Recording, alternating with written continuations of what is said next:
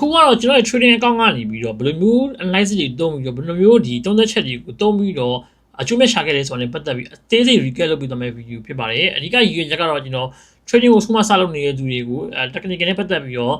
improvement ဖြစ်အောင်လို့ကျွန်တော်ရည်ရွယ်ပြီးတင်ဆက်ပေးနေတာဖြစ်ပါတယ် video မှာစတင်နေမှာကြိုပြီးတော့ disclaimer လုပ်ချင်တာကတော့ကျွန်တော်ဒီတင်ပြီးတင်ဆရာမဟုတ်လို့ကျွန်တော်ဒီမှာတင်တဲ့လာအဲ့လိုမရပါဘူးကျွန်တော်ဒီမှာလုပ်ရတာကတော့ for trading account တွေကိုယုံကြည်လာဖွင့်လို့ရတယ်ငွေသွင်းငွေထုတ်တွေကိုလုပ်ချင်လို့ရှိရင်ကျွန်တော် Telegram account 41ကို account 41ကိုလာပြီး trading account ဖွင့်လို့ရပါတယ်ဒါပဲကျွန်တော်လုပ်ပေးပါတယ်အခုကတော့ကျွန်တော်ဒီမှာ trading account ဖွင့်ထားသူဖြစ်စေလားမဟုတ်လေ for trading ကိုခုမှ technical နဲ့ပတ်သက်ပြီးလေ့လာနေတဲ့သူတွေကို improvement ဖြစ်အောင်လို့ကျွန်တော်ရဲ့ဒီ video ကိုတင်ဆက်ရခြင်းဖြစ်ပါတယ်ဆိုတော့ video လေးကိုစတင်လာOkay, so ကျွန်တော်ရဲ့ YouTube video ကနေပြန်ကြည့်လိုက်ပါတယ်ဒီကနေ့မှာတော့ကျွန်တော်ပြီးခဲ့တဲ့အဖက်ကနေကျွန်တော်ဝင်ခဲ့တဲ့ entry 3ခုရှိတယ်3ခုရှိရပါလေဒီက2ခုပေါ့အဲ့ entry 2ခုကဘယ်လိုမျိုးအခြေအနေရှိလဲဆိုတာနဲ့ပတ်သက်ပြီးတော့ကျွန်တော်ဒီ recap video ပြုလုပ်ပြသွားမှာဖြစ်ပါတယ်ဘာလဲဆိုတော့ဘယ်လို order ဘာ order လဲဆိုတော့ကျွန်တော်ပြမယ် Okay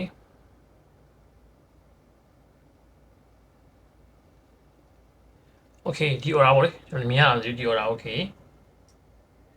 Okay ဒီ order ပေါ့လေဒီ order ဝင်ထားတယ်ဒီ order ဝင်ထားတယ်ပတ်သက်ပြီးတော့ကျွန်တော်ဒီ order ဝင်ထားတယ်ပတ်သက်ပြီးတော့ကျွန်တော်မလုပ်ပြသွားမလဲဆိုတော့ကျွန်တော် recap ပြုလုပ်ပြသွားမှာဖြစ်ပါတယ်ဆိုတော့လက်ရှိမှာကျွန်တော်ကမ္ဘာရွှေကိုယဉ်ကြည့်မယ်ပေါ့လေကျွန်တော်တစ်ခုရက်ပိုင်းနေခုနောက်ပိုင်းနေပြန်ကြည့်ပြတာကမိနစ်30ချက်ပေါ့လေမိနစ်30ချက်ကနေကြည့်တယ်အဓိကပြောချင်တာက trading ကကျွန်တော်တို့ထင်သလောက်မလွယ်နေဘူးကျွန်တော်ကြည့်ပြောမယ် trading ကထင်သလောက်မလွယ်ဘူးအားလုံးကိုကြည့်ပြောမယ်ထင်သလောက်မလွယ်အဲ့တော့ဟုတ်ပြီကျွန်တော်ဒီမှာ buy entry ကိုကျွန်တော်ဝင်ခဲ့တယ်ဆိုတဲ့အခါမှာဒါကိုကျွန်တော်အရင်ဆုံးဒီလက်ရှိဖြစ်နေတဲ့ထားပါတော့ကျွန်တော်ဒီမိနစ်30ဒီမိနစ်30ဆိုတဲ့အခြေအနေတစ်ခုမှာကျွန်တော်တို့ဘယ်လိုအခြေအနေရှိလဲဒီ30အခြေအနေကိုကျွန်တော် analyze လုပ်ပြမယ်ဆိုရင်ကျွန်တော်ပြီးခဲ့တဲ့အပတ်ကကျွန်တော်ရဲ့ TikTok video မှာတင်ထားကျွန်တော်ရဲ့ဒီYouTube video ရဲ့ shape video မှာရှိနေမယ်အခုကျွန်တော်တင်ပေးမယ်အခုတင်တဲ့ video ရဲ့ shape video မှာရှိနေမယ်အဲ့ဒါပါကျွန်တော်ပစ်ပေါင်း800ကျော်ပေါ့လေပစ်ပေါင်း800ကျော် trade ထားပြီး sell လာဝင်ထားပြီးတော့ market က sideways ပြသွားပြီးနောက်ဆုံးမှာ entry level ကိုပြန်ရောက်သွားတဲ့ဟာ video တခုကျွန်တော်လက်ရှိ video ရဲ့ shape video မှာကျွန်တော်တက်ကြည့်လို့ရတယ်ဒါဒီ YouTube မှာပေါ့လေဆိုတော့ market က sideways ပြေးနေတာကိုတွေ့ရတယ်ပုံမှန်ဆိုရင်ကြည့်မယ်ဆိုရင်ဒီဘာမှဝင်နေပဲပြေးနေတာကိုကျွန်တော်တွေ့ရတယ်အဲ့တော့ဒီအချိန်တွေကကျွန်တော်ဈေးတက်နိုင်လားကျနိုင်လားဆိုပြီးပြောတာခက်နေတဲ့နေရာမှာရှိရဲသို့တော့အဲ့ဒါကိုကျွန်တော်တို့ဘယ်လိုမျိုး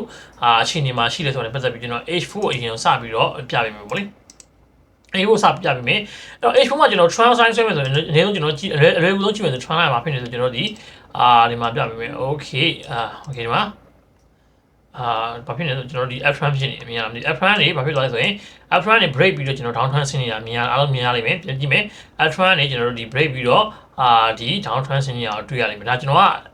အမြန်ရှင်းပြတော့ကျွန်တော်တို့ analysis လုပ်မှာက4 hour မဟုတ်တဲ့အတွက်ကျွန်တော်အမြန်ပြီးပဲကျွန်တော်ရှင်းပြလိုက်တယ်ဟုတ်ပြီတော့ကြည့်မယ်ဆိုရင်ပုံစံကဒီမှာဘာဖြစ်လာလဲဒီနားမှာကြည့်လိုက်ဒီနားမှာလာဆိုကျွန်တော် trend break ပြီးရင်ထောက်ပြီးကြာနေတယ်ဒီပုံစံကိုကြည့်ချင်းဖြင့်ဒါဆိုကျွန်တော်တို့ဒီကြဘောအကျ structure ကိုကျွန်တော်သိရတယ်ပေါ့နော်အကျ structure ကိုသိရတယ်ဒါကြောင့်မလို့ကျွန်တော်ပြီးခဲ့တဲ့အဖက်ကကျွန်တော်ဒီ shape video မှာကျွန်တော်ဆဲခဲ့တယ်ဆဲရအောင်လုံးဝ long time အရှိကြီးဆဲပြီလားပစ်ပေါင်း850ဗျာပစ်ပေါင်း850နည်းတော့အရှိမဟုတ်ဘူးသို့တော့ market ကဒီမှာပုံမှန်ပြထားသလိုပဲ sideways ပြေးသွားပြီးတော့ဒီလဲနေတယ်ပေါ့လေအဲ့ဒီအခါမှာကျွန်တော်တို့အမြက်ကထင်သလောက်မရဘဲနဲ့ entry ဖြစ်သွားတယ်ပေါ့လေဆိုတော့အဲ့ဒါနဲ့ပတ်သက်ပြီးအဲ့ order ပြီးတော့နောက်ထပ် order ဆက်ဝင်နေဝင်တဲ့အခါမှာကျွန်တော်ကနေထားကိုကြည့်မယ်ဆိုဘယ်လိုမျိုးအကြောင်းဖြစ်နေကြလဲဆိုတဲ့အခါမှာကျွန်တော်ကြည့်လိုက်မယ်ဆိုဒီနားမှာကျွန်တော်တို့ဒီအလွယ်တကူလေးအကြမ်းမြင့်ရင်ဆက်ပြမယ်နော်ဒီမှာ market ကဘာဖြစ်နေလဲဒီမှာ trend ဖြစ်နေမြင်လားဒီမှာ trend ဖြစ်နေရဲ့ဒီ trend အသေးလေးကဖြစ်သွားလဲဆို break သွားတယ်break သွားဆိုပြီးကျွန်တော်ကြာမယ်ပေါ့လေကြာမယ်ဆိုပြီးတော့ကျွန်တော်ဘာလုပ်ထားလဲထင်ခဲ့တယ်သို့တော့သူ့ရဲ့အကြကခုနကပြောဒီအကြကြီးထင်တော့မကြဘူးအပေါ်ကိုပြန်တက်လာတာကိုကျွန်တော်တွေ့ရတယ်အဲ့တော့ဒါကြီးကဟိုတကယ်တော့တီယိုရဲ့ရှင်းနေဗျာဒီမှာကျွန်တော်ထားပါတော့ကျွန်တော် bearish မှာဒါပတ်တန်ဗျာ flat ပဲပြောကျွန်တော်တို့ triangle ပဲပြောဒီလိုမျိုးဖြစ်တယ်ကျွန်တော်တို့ဒီဒါဒီဘယ်လိုမျိုး bearish flat ပုံစံပေါက်တယ်ဗျာ bearish flat ပုံစံမျိုးဖြစ်နေပြီး break ဖြစ်ပြီးတော့တကယ်တော့ကျွန်တော်တို့ပုံမှန် retake တင်ခဲ့ရတဲ့အခြေခံတင်တဲ့နေ့မှာတင်ခဲ့ရတာဘာဖြစ်မလဲအောက်ကိုကျတယ်ပေါ့လေအောက်ကိုကျပြီးတင်ခဲ့တကယ်လက်တွေ့မှာအဲ့လိုမျိုးကျမနေဘူး market က sideways ဖြစ်နေတာကိုတွေ့ရတယ်အဲ့တော့ဒါက market ပုံမှန်ကျွန်တော်တို့တင်ရရတာနဲ့မတူတဲ့အချက်ကဒါပဲပေါ့လေထင်လို့ဖြစ်မနေဘူး okay ဟုတ်ပြီအဲ့ဒီလိုပုံစံဖြစ်နေတော့ကျွန်တော် market ကိုဘာကြောင့်ကျွန်တော်ဒီမှာaware entry ကိုလိုက်ရတာလေဒါပေမဲ့ aware entry ကိုလိုက်တယ်ဒါပေမဲ့အဲ့မတိုင်ခင်မှာကျွန်တော်အဲ့ aware entry အဲ့နားလေးမှာပဲကျွန်တော် loss ဖြစ်ခဲ့တဲ့အချိန်ကြီးများတယ်ဗျာအချိန်ကြီးသွားဟိုနည်းနည်းရှုံးခဲ့တာမျိုးရှိတယ်အဲ့ဒါဘာကြောင့်လဲကျွန်တော်ရှင်းပြပေးမယ်အဲ့ကျွန်တော် M30 ကိုကျွန်တော်ပြန်သွားလိုက်မယ်ပေါ့ M30 ကိုပြန်သွားလိုက်မယ်ဆို market ကဘာဖြစ်နေလဲဆိုကြည့်အောင် okay အဲ့တော့ market ကြီးဖြစ်နေတယ်ဒီမှာဆိုရင်ဒီဟာကိုကျွန်တော်တို့ဒီsupport resistance နဲ့မကြည့်ဘဲနဲ့ကျွန်တော်တို့အရင်ဆုံးဒီ spam money concept နဲ့ကျွန်တော်ကြည့်အောင် spam money concept နဲ့ကြည့်မယ်ဆို market ကဘယ်လိုဖြစ်နေလဲအပေါ်ခဏထားလိုက်အပေါ်ခဏဒီအပေါ်ဗျာဒီအပေါ်ကြီးကျလာတဲ့ဟာကိုကျွန်တော်ခဏမေ့ထားလိုက်မေ့ထားပြီးကျွန်တော်ကဘာဖြစ်နေလဲဆို okay ဒါ down trend ဖြစ်မယ် down trend ဟုတ်ပြီအဲ့တော့ဒီမှာဆိုကျွန်တော်တို့ဒီမှာ SMC ရကြည့်မယ်ဆိုဒါကြီးကျွန်တော်တို့ဒီအလွယ်ကူဆုံးအကျဉ်းကြည့်မယ်ဒါဒီပါတော့ inducement ပုံစံဖြစ်လိမ့်မယ်ဒါဒီ inducement okay အပေါ် trend လေးကျွန်တော် check ပြလိုက်မယ် inducement ဖြစ်မယ်အဲ့တော့ inducement ဖြစ်တယ်ဆိုဒါကိတော့ဒါ inducement ဖြစ်လို့သူက continuation ကြမယ်ဆိုရင် sorry လေးကအစိုးရဘာဖြစ်သွားမလဲဆိုကြာမှာဗျာဒီလားဒီနေရာကနေဒါကိုထားပါဒါ inducement ကိုဒီဟာစားပြီးဆိုကြာမယ်ဆိုရင်ဟဲ့လို့ကြာမှာဟဲ့လို့ကြာတို့တော့အဲ့လိုမကြာဘဲနဲ့သူကဘာဖြစ်သွားလဲဆိုတော့သူဒီsorry ကြာမယ်ကိစ္စကိုသူကမကြာဘဲနဲ့ဘာဖြစ်သွားလဲဘာဖြစ်လာလဲသူကဒီမှာဒီ PU ဟောလေokay ဒီဆုံးမှာပေါ့ကျွန်တော်ပြပေးမယ်ဒီဆုံးမှာသူကပြန်ပြီးတော့ rejection ဝင်တော့ rejection စပြီးတော့ဒီစပြီးဒီဆုံးမှာပေါ့လေဒီဆုံးမှာစပြီးတော့ rejection စဝင်နေ okay အဲ့ဒီဝင်သွားရင်ကျွန်တော်ပြဿနာမရှိသေးဘူး okay ပြဿနာရှိလားမရှိသေး okay ဟုတ်ပြီအဲ့တော့သူကပုံစံတိုင်းသူကသွားပြီးဘယ်သွားဖြစ်လဲဆိုတော့ကျွန်တော်တို့ inducement စားရတယ်လို့ user ရတယ်အကြမှာ inducement စားရတယ် user ရတယ် swing take ကိုလည်းထပ်ပြီးတော့သွားပြီဆိုရင်ဒါစီကျွန်တော်ဘာဖြစ်သွားလဲဒါစီကျွန်တော်တို့နားလည်အောင်ပြောမယ်ဆိုရင်ဒါဒီ BUS တမျိုးဖြစ်သွားပြီပေါ့ဒါကျွန်တော် SMC နဲ့ကျွန်တော်ရှင်းပြတော့ကျွန်တော်တကယ်တော့ SMC ကကျွန်တော်အများဆုံးသုံးဖြစ်တာမဟုတ်ဒါပေမဲ့ဒီနောက်ပိုင်းမှာတော်တော်များများကဒီ engagement တွေ liquidity နဲ့သုံးရဖြစ်တော့ဒါကျွန်တော်ရှင်းပြပေးတာ okay အဲ့တော့ဒီမှာလူဖြစ်သွားပြီဖြစ်တော့သူ့ရဲ့ပုံစံကဘာဖြစ်သွားပြီလဲဆိုတာဒီနားပတ်ချာတွေကိုကြည့်မယ်သူဒီattack trend ကိုပြနေအဲ့တော့ဒါဒီ engagement ပဲဒါဆို attack အတွက်ဆိုတာဒီ engagement ဖြစ်သွားပြီအဲ့တော့ဆိုတော့ဒါဒီ breakout structure ဖြစ်သွားတာဖြစ်တော့ကျွန်တော်တို့ဒီဘာဖြစ်သွားမလဲဆိုရင်သူ့ရဲ့ပုံစံကဘယ်လိုဖြစ်သွားမလဲကျွန်တော်တို့ပုံမှန်စာထဲမှာသင်ရတာဘယ်လိုသင်ရမလဲကျွန်တော်ပြမယ်ဒီလိုပုံစံဖြစ်ပြီဆိုရင်ကျွန်တော်က higher high higher low higher high higher low higher high ဒီလိုဖြစ်ရမှာ okay ဟုတ်အဲ့လိုဖြစ်ရမှာအဲ့တော့ဒါဒီသူ့ရဲ့ပုံမှန်အတိုင်းကအဲ့လိုဖြစ်ရမှာအဲ့တော့တကယ်လည်းအဲ့လိုဖြစ်နေတယ်တကယ်လည်းအဲ့လိုဖြစ်နေတယ်တကယ်လည်း market မှာသူကဘာဖြစ်လဲဆိုတော့နောက်ထပ်ဒီ A string ဆိုမှာထပ်ပြီးတော့ market ကပြန်လာပြီးဒီ order block ကိုလာပြီးတော့ကျွန်တော်တို့ order block ကဒီတကယ်ဒီနားလေးပေါ့လေထားပါတော့ကျွန်တော်ကဒီထဲမှာဒီကိုယ့်ရဲ့လူတွေကဒါအကြမ်းမြင်လေးပဲကျွန်တော်ရှင်းပါဒီဆုံး okay ဒီ string low ပေါ့လေဒီ string low ကိုအောက်ကိုလာပြီးတော့ဒီမှာဘာဖြစ်သွားလဲဆိုတော့အစိကပြန်တက်တာတွေ့ရအဲ့တော့တက်မယ်ဆိုတော့သူကပဲ hit တက်မယ်တက်မယ်ဆိုသူဒီအပေါ် hit တက်မယ်ဒီအပေါ်အနည်းဆုံးဒီအပေါ် hit တော့တက်မယ် okay ဒီ body type အဲ့ဒါကိုကျွန်တော်ကသိလို့ကျွန်တော်ရဲ့ဒီဖုန်းထဲမှာကျွန်တော်ဝယ်ရတယ်ပေါ့ဗျာကျွန်တော်ရဲ့ဖုန်းထဲမှာကျွန်တော်က okay ဟုတ်ပြီဒီတိုင်းဆိုသူကတက်နိုင်ကြီးရှိတယ်သူပုံစံ sideways ဆိုပေမဲ့ sideways ဆိုပေမဲ့သူဒီဖြည်းဖြည်းချင်းနဲ့သူကဘာကိုပြလဲဆိုကျွန်တော်ပြပေးမှာဖြည်းဖြည်းချင်းသူကဘယ်ကိုသွားနေလဲဆိုသူ attack ကိုသွားနေရဲဆိုတော့ကျွန်တော်ဒီမှာကြည့်လို့ရတယ်ဒီမှာပုံမှာဆွဲပေးထားတွေ့လား okay အဲ့တော့သူဒီအနည်းဆုံးဘယ်ကိုသွားလဲအနည်းဆုံးသူဒီ45 46ဆိုရင်သူ့ရဲ့ဒီ string height ကိုသွားမှာပေါ့ string height ကိုသွားမှာအဲ့တော့ string height ကိုသွားမယ်ဆိုတော့တကယ်သွားမှာလားမသွားဘူးလားအဲ့တော့ဟုတ်ပြီ string height ကိုသွား string height ဒီ46အဲ့တော့ကျွန်တော်ဒီမှာဆိုရင်ဒီနားမှာကိုက entry ဝင်ခဲ့တဲ့လူရှင်းရှင်းမယ်ဝင်တဲ့လူလည်းရှင်းရှင်းမယ်အဲ့ဒါကျွန်တော်မသိကြဘူး okay အရေးမကြီးဘူး active အဆင်ပြေသေးအရေးမကြီးအဲ့တော့ကျွန်တော်ဘယ်မှာစဝင်လဲဆိုကျွန်တော်ရှင်းပြမယ်ကျွန်တော်ဘယ်ကနေစဝင်လဲဆိုကျွန်တော်ဒီမှာတစ်ချက်လေးရှင်းပြမယ်ဟုတ်ပြီ market ကဒီပေါ်တက်မှာတော့ဟုတ်ပြီအဲ့ပေါ်တက်မှာတော့ဟုတ်ပြီအဲ့တော့စကားမဆက်ကျွန်တော်ဖြစ်ပြမယ်ကျွန်တော်တို့ဒီအပေါ်တက်မှာမတက်ဘူးလေဆိုတော့ကျွန်တော်က analysis တစ်ခုပဲဖြစ်တယ် analysis ဆိုရင်သဘောတရားကကျွန်တော်အမြဲမှန်ကန်ခြင်းမှမှန်ကန်ပဲမှန်ကန်ဖို့များတယ်ပဲရှိတယ်အမြဲမှန်ကန်မှာမဟုတ်တခါကျကျွန်တော်တို့ analysis လို့မပေးဘူးဆိုတာက analysis ဆိုတဲ့သဘောတရားရှင်းနေဗျာမှန်ဖို့မဟုတ်ဘူးသူကအနည်းဆက်ဆုံးဟာကိုပြပေးရတာပေါ့လေထားပါတော့ဆက်သွားအောင်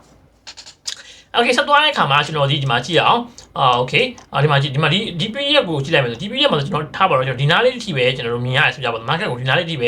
ကျွန်တော်ပုံဆွဲကြမယ် market ကိုကျွန်တော်တို့ကဆိုကြပါစို့ example ကျွန်တော်တို့ဟိုမှာ okay ဒီနားထိပ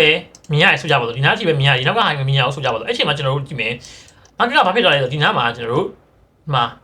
ဒီအဲ့ time frame လေးမှာကျွန်တော်ကဒီဆိုရ transfer မှာကျွန်တော်ဒါ transfer မှာဆိုကြပါစို့ okay okay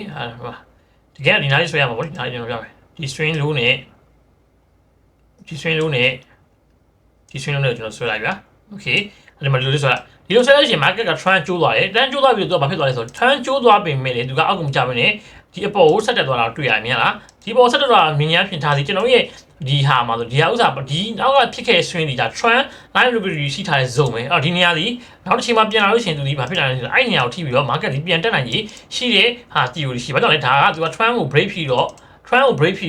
သွားပြီးတော့သူဒီအပေါ် continuation ဆက်တက်သွားတာဖြစ်တော့ဒီနေရာဒီဘာဖြစ်သွားပြီလဲဒီနေရာကြီးဆိုကျွန်တော်ဒီလုံးဝကိုနောက်တစ်ချိန်မှာပြန်လာတဲ့ခါမှာတကယ်ကို liquidity ရှိထားတဲ့ zone တစ်ခုလို့သတ်မှတ်လို့ရတယ်ကျွန်တော် OB ရှိရမရှိရတာ zone လို့သတ်မှတ်မယ်အဲ့တော့ market ကဘယ်လိုဖြစ်သွားလဲဆိုတဲ့ခါမှာကျွန်တော်တို့ market ကဘာဖြစ်သွားလဲဆိုရင်မှာကြည့်လိုက်ဒီမှာဒီ zone ကွက်တီထိသွားမြင်လားဒီမှာဒီ zone ကွက်တီထိသွားပြီးတော့ okay ဟုတ်ပြီဒီ zone ကွက်တီထိသွားပြီးတော့ကျွန်တော်က okay ထိသွားပြီဆိုကြပါဦးထိသွားပြီဆိုတော့ကျွန်တော်တို့က okay ဒီတိုင်းဆိုရင်လည်းကျွန်တော်တို့ကဒီ string ကဒီရောက်ကိုဒီလိုလာပြီးတော့ဒီလိုအပေါ်တက်သွားပြီဆိုကြရမြင်တွေ့မယ် higher high higher low higher high ဖြစ်သွားပြီဆိုကြကျွန်တော်ကဒီဥစ္စာကိုနောက်ထပ် string ဆွဲမယ်ဆိုဒီလိုဆွဲရတယ်ဗျာဒီလားဒီလိုဆွဲရတယ်မြင်လားဒီလိုဆွဲရတယ် okay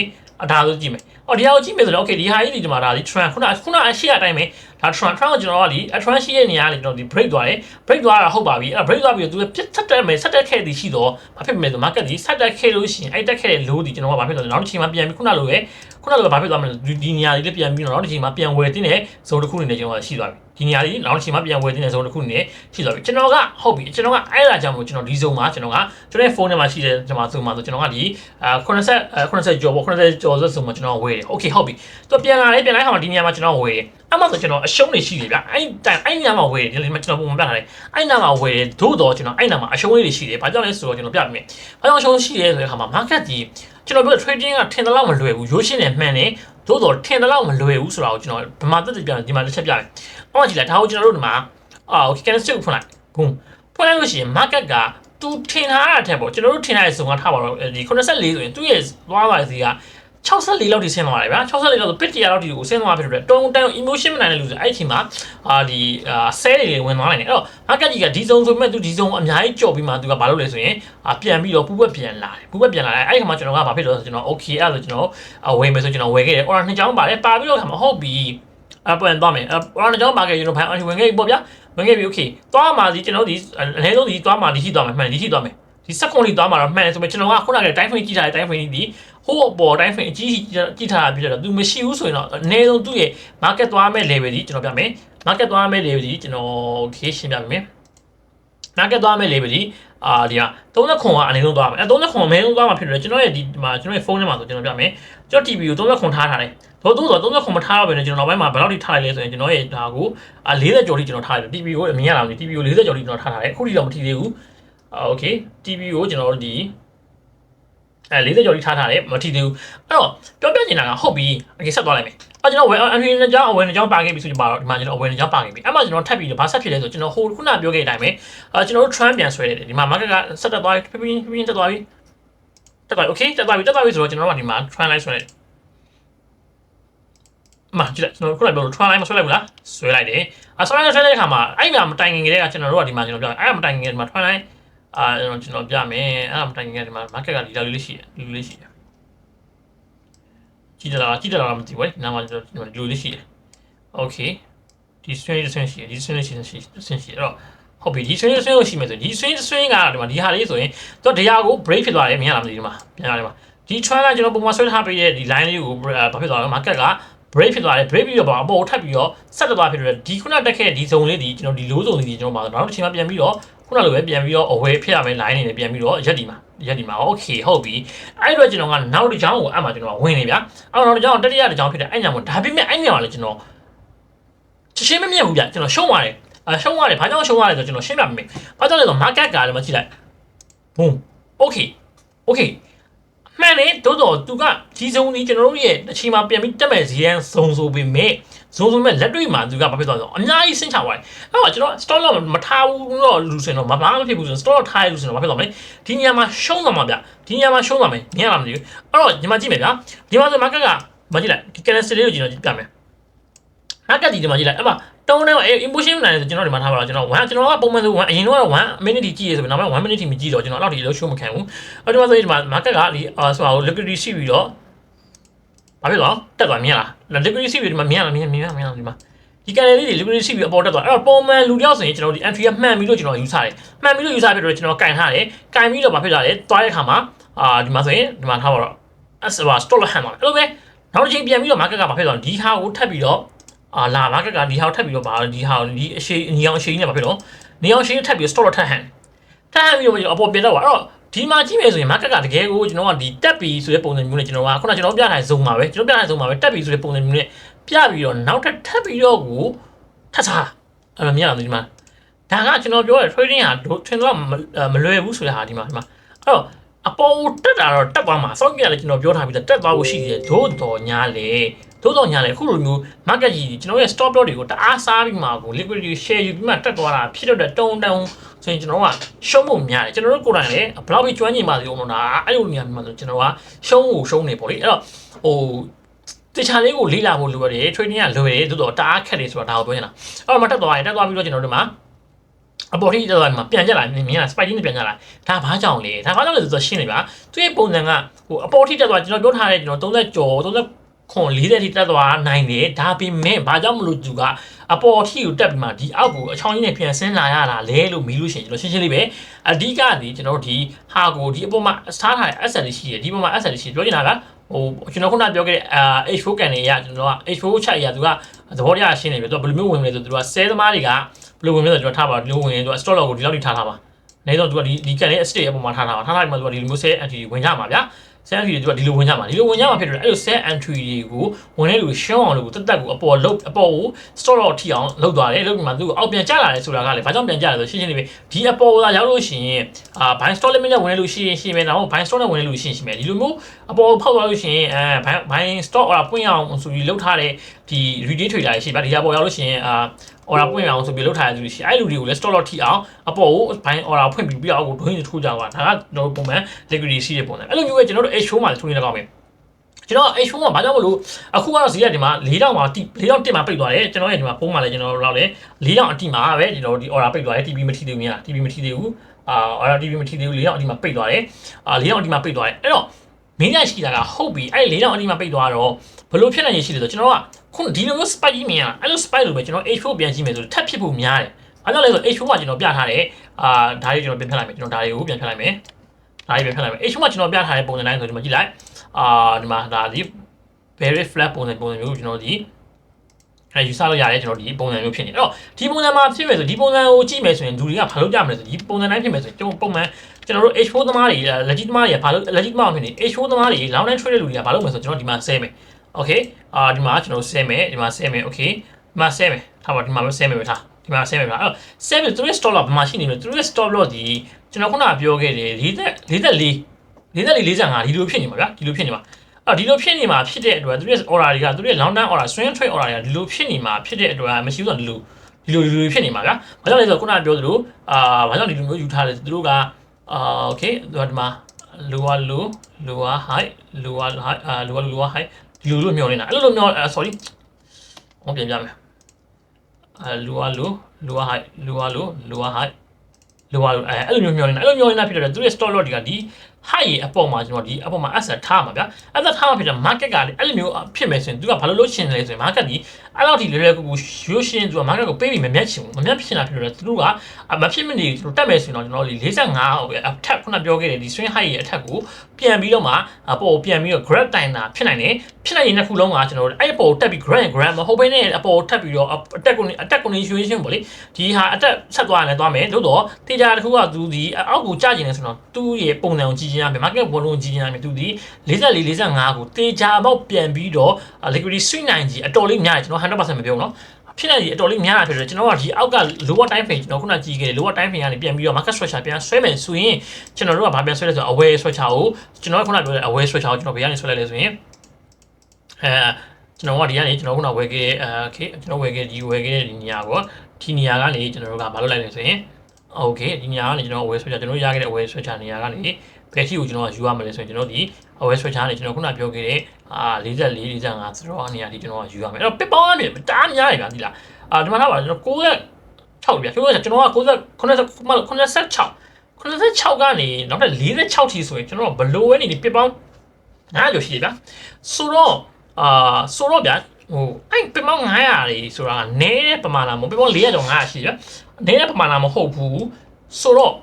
စကြည့်ဗျာအရန်တန်တယ်အရင်အဲ့ကျွန်တော်ရဲ့ entry ကိုကျွန်တော်ကြည့်မယ်ဆိုရင်ကျွန်တော်ကအခုဒီဒါဒီကျွန်တော်ညက်တယ်လို့မပြောသေးဘူးတော့ဒါအခုချိန်ဒီ continuation သွားနေတုံးလို့ပဲကျွန်တော်ပြော continuation သွားနေတုံးဟာပဲရှိတယ် TP မထိသေးဘူးသို့တော့ကျွန်တော်ဘာကြောင့်ဒီဟာကိုဒီလို TP ကိုယူခဲ့တယ်လဲဆိုတာနဲ့ပတ်သက်ပြီးတော့ကျွန်တော်ရှင်းပြပေးနေ explain ပြပေးနေကျွန်တော် manager လို့ရှင်ဒီအပေါ်က TP ကထိရမှလည်းထိမယ် asset ထိသွားတာလည်းဖြစ်ကောင်းဖြစ်နေတယ်ကျွန်တော်ကဘယ်တော့မှကျွန်တော်ဒီ trading မှာကျွန်တော်က 100% ပြောလို့မရဘူးအဲ့ကြောင့်မလို့ကျွန်တော်အဲ့လိုအကြီးကြီးတွေ analysis တွေလုပ်ပြီးတော့ကျွန်တော်အရင်လိုမျိုးပေါ့လေမဖြစ်ခင်ကြိုပြီးတော့ပြောမနေချင်တော့ဘာကြောင့်လဲဆိုတော့သူကဖြစ်မှာဖြစ်မှာသို့တော့ဖြစ်နိုင်ကြီးအရင်များတော့ပဲကျွန်တော်ပြပြလို့ရမှာဒါပေမဲ့ကျွန်တော်တို့ဒီ